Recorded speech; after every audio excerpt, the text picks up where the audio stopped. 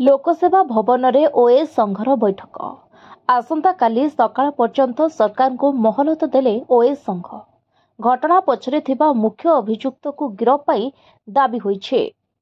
गिरफ नहेले आसंता काली पुणी बैठक बसिबा सह परवर्ती निष्पत्ति नियाजिबो। सेपटे ओएस अधिकारी को निस्तुक माड़ घटना को निंदा करिछि राज्य ओएस संघ। विभिन्न जिलार ओएस संघ समूह छुट्टी रे रहिबाकु निष्पत्ति नेछन्ते। अनिर्दिष्ट काल पाई छुट्टी रे जाइछन्ति 12 जिलार ओएस एवं ओआरएस अधिकारी।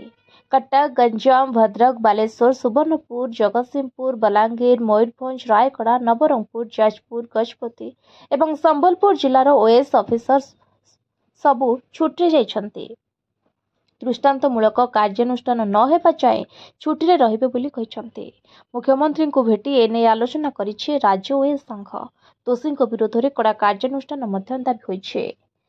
आपण माने समस्त जानि छंती गतकाली जो इंसिडेंट हेतिला हमर जो भुवनेश्वर म्युनिसिपल कॉर्पोरेशन रे कार्यरत हमर एडिशनल कमिश्नर श्रीयुत रत्नाकर साहू तांको किसी दुर्बृत्त जंती पब्लिकली असल्ट कले, मैन हैंडलिंग कले। से सरकार तो आश्योरेंस देइछंती जे किसी स्ट्रिंजेंट मेजर्स ने तथापि अपारेंटली किसी बर्तमान सुधा जना पड़ना। तेणुक आज ओडिशार समस्त जिले रे जिला शाखार बैठक बसथिला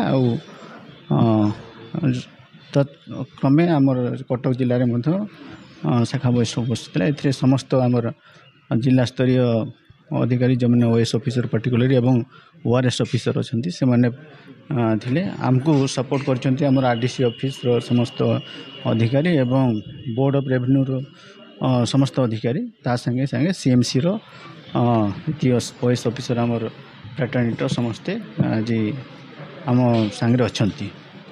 तो आज समस्त को नहीं बैठक बसथिला एवं सर्वसम्मति क्रमे निष्पत्ति है जे जेते पर्यंत सरकार किसी आखि दृश्य कार्यक्रम कि एक्शन न होइछि से दिन पर्यंत आम इंडेफिनिट पीरियड पर्यंत आम मास लिव रे रही।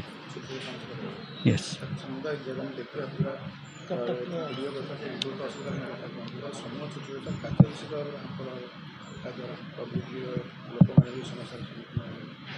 शुणु सेटा गोटे साइड किंतु आमर ऑफिसर मान जिते कार्यरत थी कि परिवार समस्त ये छाड़ी की सोसाइटी पाई कि आमर समाज पाई लोकों को सेवा जोगाऊँ सफिशिएंट सुरक्षा नदेला पर्यंत आम सिक्योर फील करूँ। तो से आम सरकार को पाखे दाबी आम आमर जिला शाखा तरफ आम जनाऊँ आम स्टेट शाखा को जनाऊँ आमर दाबी अकॉर्डिंगली रखा।